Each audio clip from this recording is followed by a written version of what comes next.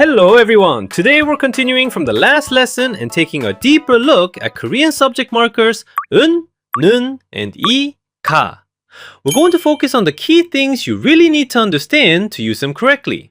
That means the difference between topic and subject in Korean, how this relates to information structure, and especially the contrastive function of 은, 는. By the end of this video, you'll understand not just how to use them, but why Korean uses them this way. Why Korean sentences sometimes contain multiple subject markers, and how the same particle 는 can completely change the nuance of a sentence. If you've ever wondered why this happens, this video will be the perfect guide for you. So, let's get started!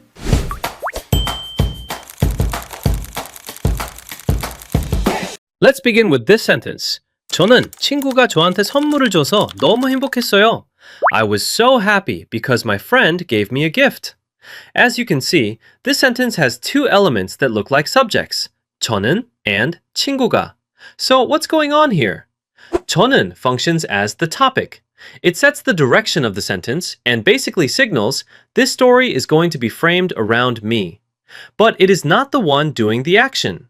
친구가 is the actual subject, the person who performed the action of giving the gift. Since the friend is the doer of the action, we attach 가. This topic and subject structure is extremely common in Korean.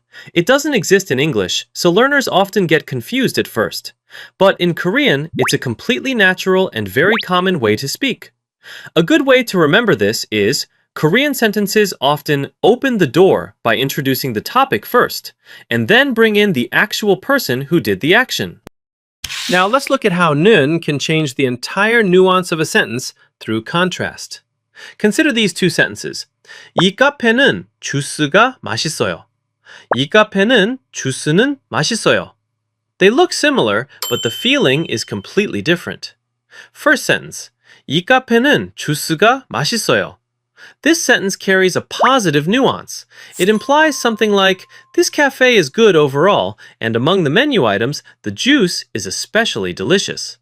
The first 는 sets the topic, this cafe, and the 가 that follows introduces new information, highlighting the juice. So the juice naturally sounds emphasized. Second sentence, 이 카페는 주스는 맛있어요. This sentence expresses contrast. The meaning becomes, the juice is good, but the other drinks might not be. This is a subtle negative or contrasting nuance. The second, 는, functions as a contrastive topic, which is a well-known feature in Korean discourse, not a guess or interpretation.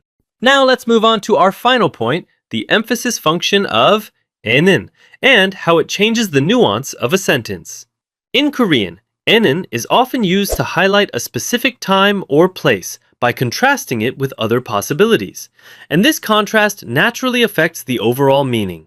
For example, take the sentence, 저는 3시에는 바빠요. What this really means is, I'm busy at 3, but I might not be busy at other times. In English, a similar idea would be, I'm busy at 3 though.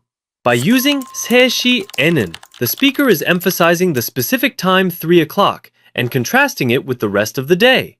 We see the same pattern in the next example. 책이 여기에는 없어요.